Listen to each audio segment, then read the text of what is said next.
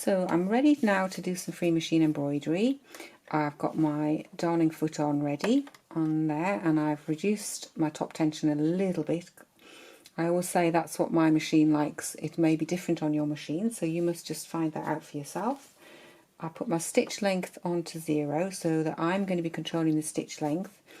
And if you haven't seen free machine embroidery, it's basically the machine is going to do stitching and I'm going to move the fabric where I want it to go and let the machine just work not too slowly, not too quickly, sort of middle ground, but quicker than you think sometimes.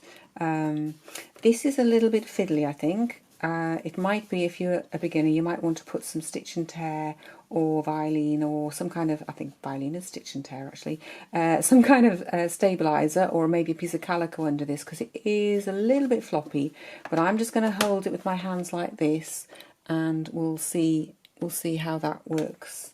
Let's just get going. I'm going to just do some roughish stitching. I've chosen a colour that I think will go with everything, and I'm just going to try and get it all held in place. I mean, you could, if you wanted to do this, you could actually maybe tack this down so that it's really held in place. As I say, it's a bit of an experiment, this really. I'm just going to see what happens. Because the thing is, when you use an embellishing machine, it actually does really create a stiff fabric for you to stitch into quite easily. But I'm just going to take it steady, take it easy, and just waggle up and down. I can see, because you can see through the plastic, you can see where you've been, where you're going. And especially around the edges, I'm going to try and make sure I get all the bits in around the edges. And I'm taking it slowly because I don't know if you can see that it is puckering up a little bit because it's quite soft. Once you get some stitching on, it'll be much easier to manage. And I'm just keeping my hands flat. I'm not pushing it. I'm just guiding it slowly. I'm just doing some simple wiggly wagglies up and down to try and catch all the little bits in that I can. And then I'll be able to move it much more easily, I think, once I've got this bit done.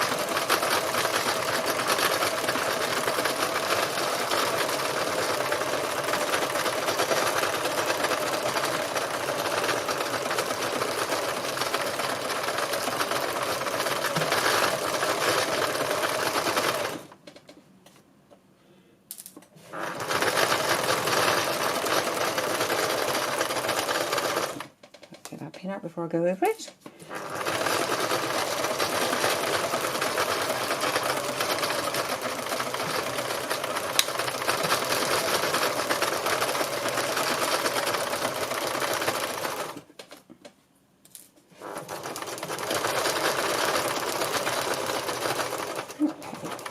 So I'm going to now change my top thread, and that's now something stable that I can stitch into much more easily. It's really held it in place. You can see on the back, I haven't done a lot of stitching, but it's enough just to make it a much more stable piece of fabric for sewing into. So I shall now change my top thread and really get to grips with a bit more free machine embroidery. And I guess you could almost at this point wash away the top surface, but I'm going to do a little bit more stitching before I do that because I can see some of these bits are still quite loose. Okay, so I've changed the top thread and I'm all set up again for my free machining. As I said before, I've got this lovely simple foot. It's clear plastic, which means I can see most of what I want to be doing, and I've lowered the feed dog teeth as well. And as I say, this is now a really okay piece of fabric to use. It's much more, you can feel it's much more stable. I'm treating it much more roughly now because I know everything's not going to fall out. I was a bit concerned it was all going to fall to bits before. So I'm just going to do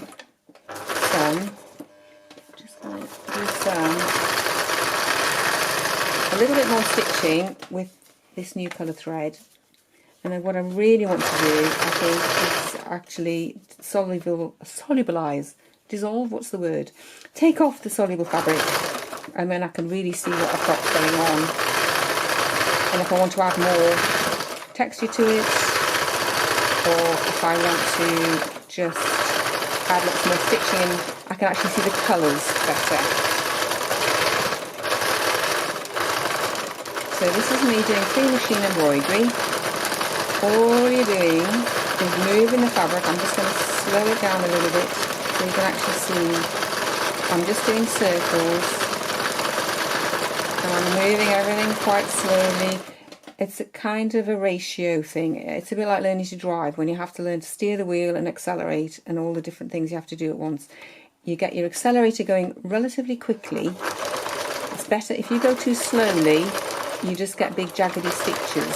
Okay, so you need a fairly steady speed, but I'm actually moving the fabric quite slowly. And don't panic, because it's just the same as normal sewing. You just stop. If you're ready to stop, you have to, you need to stop. You just take your foot off. I did have a lady at one workshop, bless her, who was a little bit concerned that it was going to all run away with her because it was called free machining. But no, you are the boss. I'm just going to make sure I go right around all the edges, because I don't really want bits flopping off when I take the fabric off the cut.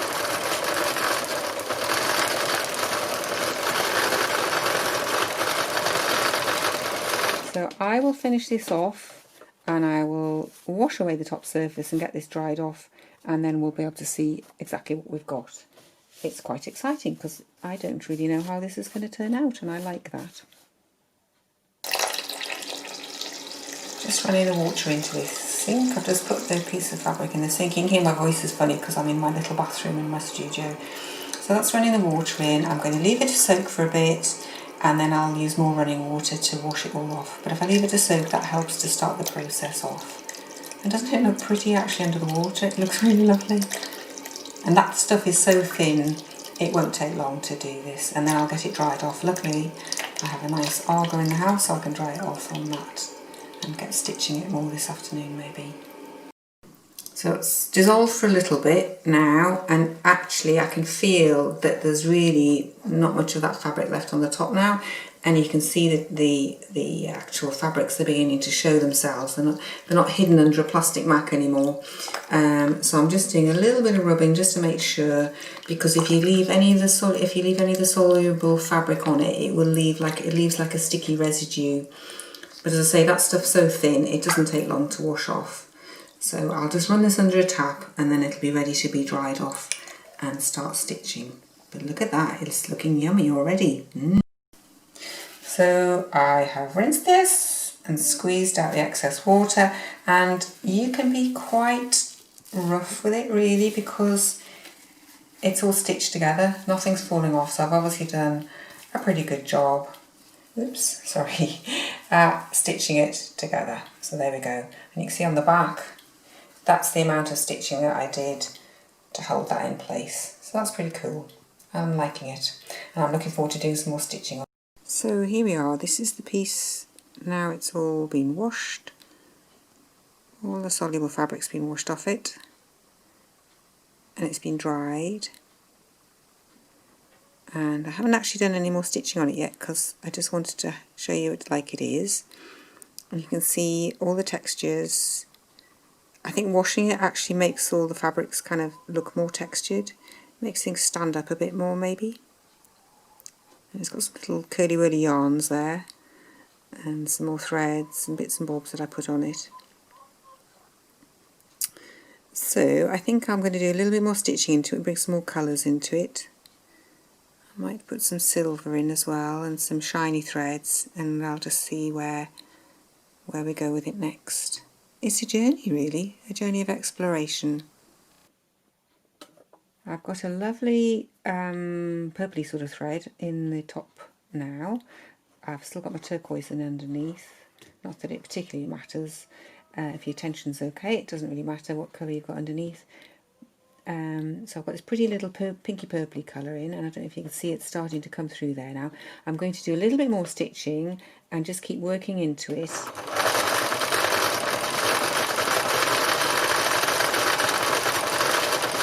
So what I want to do is make sure that I don't have absolutely the same colour everywhere. I'm just going to do little pockets of the purpley colour, and then what you can do is you can actually bring your thread up, lift your presser foot up, and you can move it and then you can just start again, and then later on I can cut those threads off. You see that little thread there can just be cut off, so I can just stitch as much as I want to, or as little as I want to. I feel that this has got such a lovely texture going on with it.